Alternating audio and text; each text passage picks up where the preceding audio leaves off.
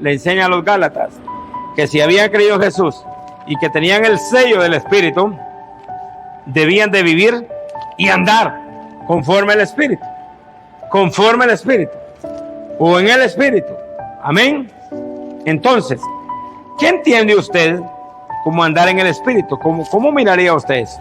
¿Qué entendería usted por eso? Gálatas 5:25 dice: si vivimos en el Espíritu, también andemos en el Espíritu. Pablo, por ejemplo, le dijo a los filipenses: para mí el vivir es y el morir es.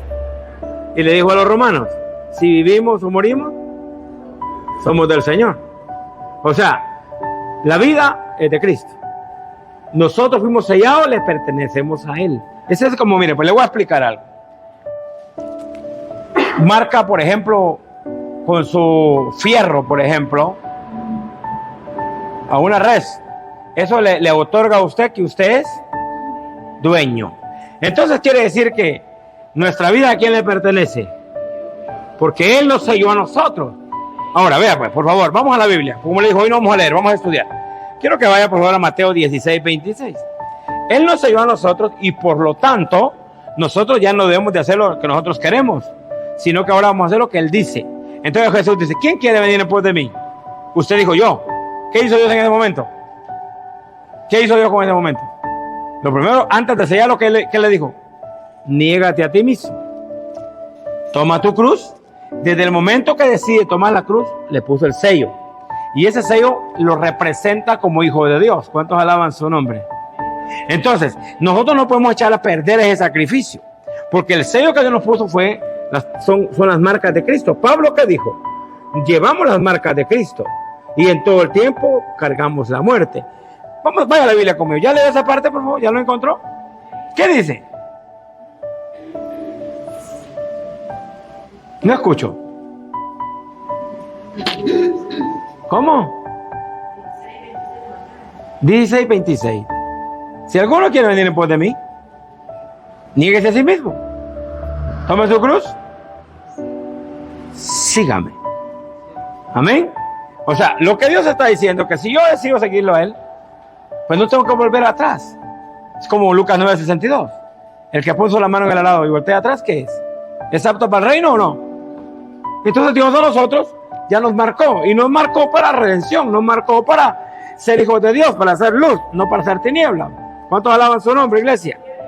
Cuando Dios, a través de la palabra, por ejemplo, en 2 Timoteo, capítulo 1, verso 7, ¿qué espíritu nos dio Dios? Nos dio un espíritu de gobernabilidad, para que nosotros nos gobernemos, pues. Que no nos gobierne el pecado, que no nos gobierne el mundo, que no nos gobierne cualquier cosa que nos pueda destruir, sino que nos dio un espíritu de dominio propio. Amén. Pero les pertenecemos a Dios. Entonces yo quiero que vaya a Colosenses 1:16, por favor. Mire pues, ¿de quién son todas las cosas? Aquí vamos a entender algo. Y es que todas las cosas le pertenecen a Dios. De Él y para Él. Entonces, cuando Dios nos llamó a nosotros, por ejemplo, llamó a Jeremías. ¿Qué sello le puso Dios a Jeremías? ¿Y a dónde le puso el sello? ¿Cuándo? En el vientre. En el vientre lo escogió. ¿Para qué? Para ser profeta de las naciones. Ya estando aquí en la tierra, Jeremías padeció por la palabra y deseó aún la muerte. Entonces él dijo: ¿para qué nací? Y Dios le dijo: no digas eso, porque yo fui el que te escogí. Amén.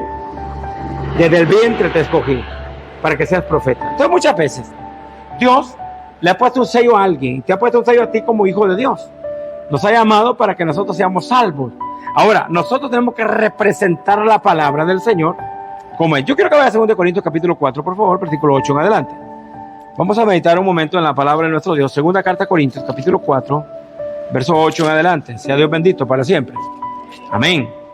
Bien, dice la palabra: estando atribulados en todo, mas no angustiados; en apuros, mas no desesperados; perseguidos, mas no desamparados; abatidos, mas no pereceremos; llevando siempre por todas partes la muerte de Jesús, oiga, en el cuerpo, para que también la vida de Jesús sea manifestada en nuestros cuerpos. Porque nosotros que vivimos siempre estamos entregados a muerte por Jesús.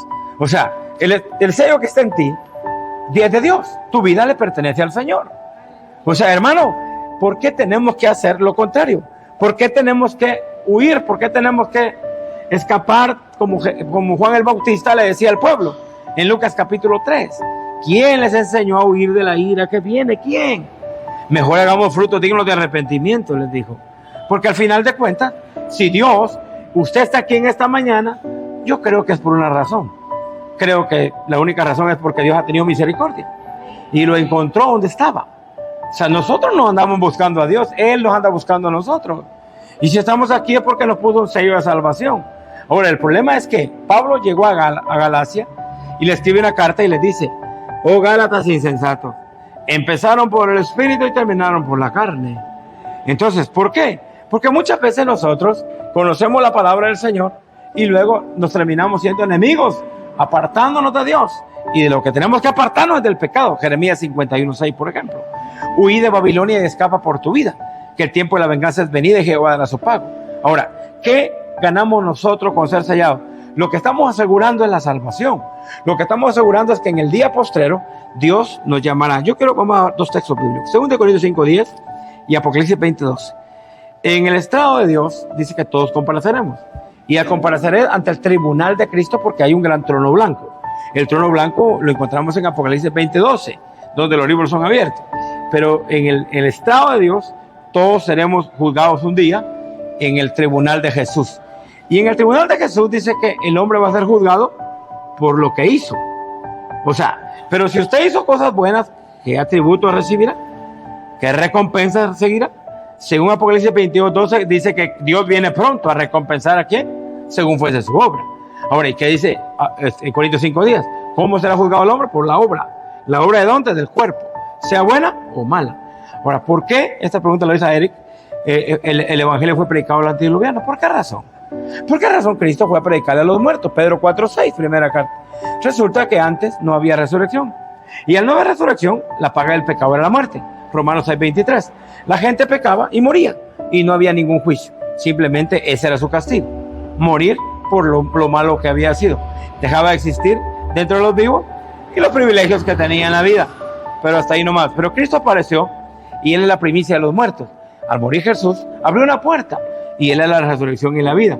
Entonces, como ellos no habían y no sabían de la resurrección, se fue hasta atrás. Los antediluvianos, en el tiempo de Noé, la primera generación. Y toda esta gente desde allá hasta donde Jesús había muerto, fue y les predicó el evangelio. ¿El evangelio de qué? De la resurrección. Porque el evangelio que predicamos es de la resurrección. Bendito su nombre. El que creyó, se quedó anotado. El que no creyó, está anotado también.